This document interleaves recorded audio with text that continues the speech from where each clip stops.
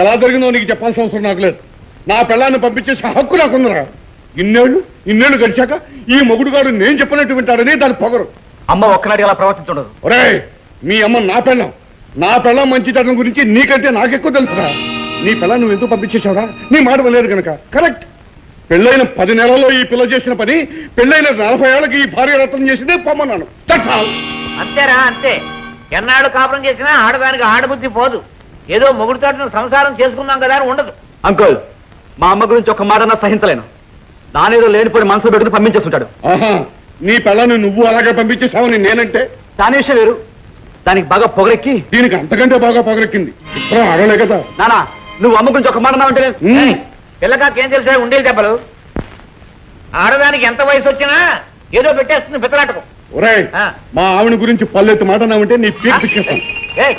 ఏమిట్రా వాడు నువ్వు నన్ను పట్టుకున్నారు? అసలు ఏమిటి, ఏం జరిగింది? ఏం జరిగిందంటే చెప్తాను. అర్థమైందిలే. చెప్తాను. పెడితే పెట్టావు పిత్తలాటకం, నాకు పెట్టేస్తున్నావు. అది చెప్తాను రా. నువ్వు కోరుకున్నావు, నీ పెళ్లికి ఒప్పుకున్నాను గాని నాకు ముందే తెలుసమ్మా అతను ఏదో ఒకనాడు ఇలా కొంప ముంచుతాడని. కట్టుకున్న తర్వాత మంచైనా చెడైనా మొగుడు పంచనే పడుండాలి గాని ఇలా మొగుడు వదిలేసి. సీత, నువ్వు నోరు మూసి లోపలికి వెళ్ళు. చెల్లెలి తగ్గన్నయ్యే, మిమ్మల్ని చూస్తూనే ఆవిడ ఇలాంటి ఆటలాడుతోంది. నువ్వేం బాధపడకమ్మా. కాదు పొమ్మంటే అయిపోయింది అనుకుంటున్నాడు. అతను కోర్టుకు ఏడిపించి 3 చెరువులు నీళ్లు తాగిస్తాను. అన్నయ్య, అలాంటి పిచ్చి పనులేం చేయొద్దు. చెయ్యక నిన్ను ఇలా అవమానించి వాళ్ళు కొడితే చేతులు ముడిచి కూర్చుంటాం అనుకున్నారా? అన్నయ్య, నన్ను అర్థం చేసుకోవడానికి ప్రయత్నించు. ఆయన్ని వీధిలోకి ఇచ్చి అవమానించే దౌర్భాగ్యానికి నన్ను దింపుకో. నువ్వు ఇలాగే అంటావు. ఈ విషయంలో మెత్తగా ఊరుకుంటే. అన్నయ్య, ఎంతైనా ఆయన నా భర్త. ఈ విషయాన్ని కోర్టు దాకా తీసుకెళ్తే అక్కడ అవమానపడేది నువ్వే. ఓహో, లక్షాధికారి పరమేశ్వరరావు గారా? ఏమిటి సార్ ఇలా దయచేశారు? మా చెల్లాయికి ఏమైనా మనశ్శాంతి మిగిలిందేమోనని చూసి పోదామని వచ్చారా? చలపతిరావు గారు, మీకు జరిగిన ప్రమాదం గురించి విన్నాను. చాలా విచారించారు. మీ సానుభూతి మాకేం అక్కర్లేదండి. అంతకు మించిన ఉపకారం చేశారుగా, అది చాలు. చూడండి, మీ కోపాన్ని నేను అర్థం చేసుకోగలను. మా అబ్బాయి చేసిన పని నేను సమర్థించుకోవడానికి రాలేదు. అమ్మాయి ఎక్కడున్నా మా కోళ్ళే నేను చెప్పడానికి. ఏం గొప్పతనం అండి. నువ్వు రోడ్డు మీద అడుక్కు తిన్నా పర్వాలేదమ్మా, కానీ నువ్వు మాత్రం పరమేశ్వరరావు గారు కోడలువేనని చెప్పడానికి వచ్చారు. ఎందుకండి ఆత్మవంచన? బిడ్డ తల్లి కాబోతున్న కోడల్ని వీధిలోకి నెట్టి. ఏమిటి మీరు అనేది? అమ్మా, నిజమేనా? చూడండి, స్టాప్. ఇందాక నుంచి చూస్తున్నాను. మా కోళ్ళకేదో అన్యాయం జరిగిపోయినట్టుగా ఎందుకయ్యా నేను ఇలా ఓడగొట్టేస్తున్నాను. ఆవిడని వదులుకునేవాడైతే నేను ఇక్కడికి వస్తానయ్యా. మరి ఇంటికి తీసుకెళ్ళడానికి వచ్చారా? ఆ పని సులభంగా చేయగలరు, కానీ చెయ్యి. ఎందుకో తెలుసా? ఎవరైతే ఆమెను ఇంట్లోంచి గెంటేశారో అతనే స్వయంగా వచ్చి క్షమార్పణ చెప్పుకుని ఆ ఇంటికి ఆహ్వానించేట్టు చేస్తానయ్యా. అవునమ్మా, నిన్ను మావాడే ఇంటికి తీసుకొస్తాడు. తన తప్పు తెలుసుకుని తల ఉంచుకుని మరీ తీసుకొస్తాడు. ఆ రోజు త్వరలోనే వస్తుందని చెప్పడానికే వచ్చానమ్మా. అంతవరకు మీ చెల్లెల్ని కాదు మా కోడల్ని జాగ్రత్తగా చూసుకోవాలి. వస్తానమ్మా, వస్తానయ్యా. నీ ఆరోగ్యం జాగ్రత్తగా చూసుకో.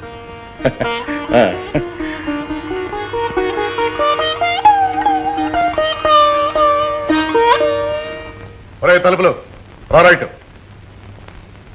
ఏంటి బాబు గారు? ఇవాళ నుంచి నేను పని నుంచి తీసేశాను రా. అదేంటి బాబు గారు? పని నుంచి తీసేశానంటే వంట పని నుంచి తీసేశాను రా. నీ డ్యూటీ మారిపోయిందిరా. నాకు ఈ పని తప్ప వేరే పని తెలియదు బాబు గారు. ఓరి పిచ్చి వ్యధవా, మనిషి తలుచుకుంటే చేయలేని వ్యధవ పని అంటూ లేదురా. ఇవాళ నుంచి నీ డ్యూటీ లోపల కదరా, బయట నేనేం చేయను బాబు గారు. ఏమీ చెయ్యక్కర్లేదురా.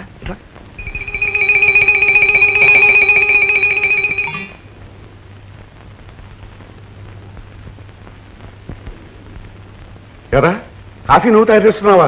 ఆ తలుపులు గారే వేయడు. ఆ వెధవకి ఏ రోగం వచ్చినా డాడీ రాలేదు. ఓహో, ఇది కూడా మీ అమ్మ పన్నిన కుట్రలో ఒక భాగం ఏంటుందిరా.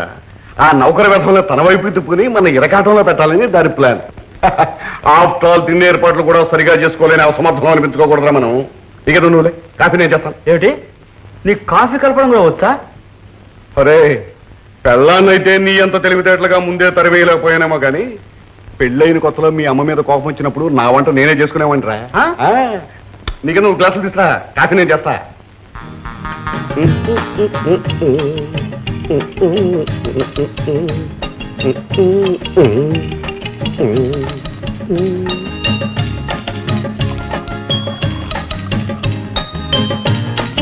రే మోహన్ కాఫీ రెడీ గ్లాసులు రెడీ. ఎదుడు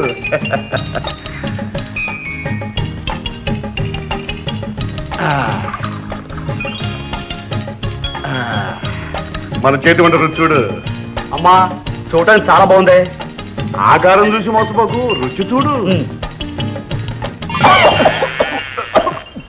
డాడీ కాఫీ కారంగా ఉంది. కారంగా ఉందా? ఆగు.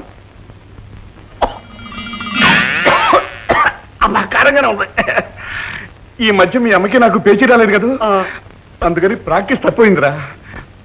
అది సరే కానీ మరి మన భోజన సంగతి ఏమిటి? డాడీ ఈ బాధ మనం పడలేం కానీ మా ఫ్రెండ్ కి ఫోన్ చేసి వంట మనిషి పంపించమని చెప్తాను. కరెక్ట్, అలా చెయ్యి. అలా చెయ్యి. ఓహో వెంకటస్వామి, నా పేరు వెంకటస్వామి కాదు హనుమంతు. పరమేశ్వరరావు గారి ఇంటికా? సరే వెళ్ళిరా, నీ రోజులు బాగోలేవు. ఏ నీకు పెళ్ళయిందా?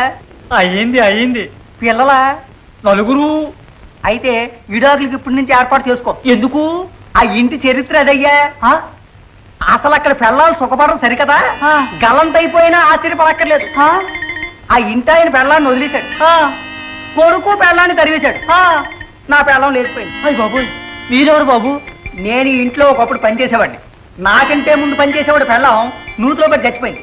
అంతకంటే ముందు పనిచేసేవాడు పెళ్ళం కత్తిపేటతో మొగుడిపేక పరపర కోసేసింది.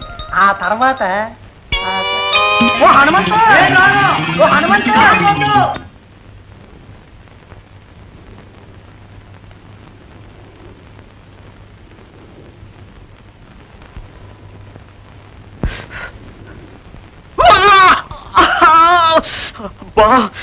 ఒరే మోహన్, ఏమైందిరా? డాడీ డాడీ ఏమిట్రా ఇది? ఏముంది, చేయి కాలింది. కాలిందా? ఎదు చూడండి. ఇదంతా నీ మూలం జరిగింది డాడీ. మమ్మీని తీసుకొచ్చే డాడీ. ఆ మాట ఏమిటో పళ్ళు రాలగొట్టేస్తాను, సిగ్గు లేకపోతే సరే. మమ్మీ ముందు నీకేం డాడీ పౌరుషం? ఆ మాట నేను అంటే నీ పిల్ల ముందు నీకు పౌరుషం ఏంట్రా అని. కావాలంటే వెళ్ళి నీ పిల్లని తెచ్చుకో. ఛా, నేను చస్తే ఆ పని చేయను. అదే మరి. ఒరేయ్, నేను మగానేరా, నాకు పౌరుషం ఉంది. ఆడవాళ్ళ ముందు మన తప్పులు చస్తే ఒప్పుకోం. చేతులు కాలితే మందు వేసుకుంటాం, కడుపు కాలితే గడ్డి తింటాం. లేకపోతే ఆ జాతి మన అనగదొక్కేస్తుందిరా. నువ్వు గోంగూర పచ్చడి చేయి, నేను సాంబార్ చేస్తాను. నేనా? నువ్వేరా వెనకడుగు వేయకు.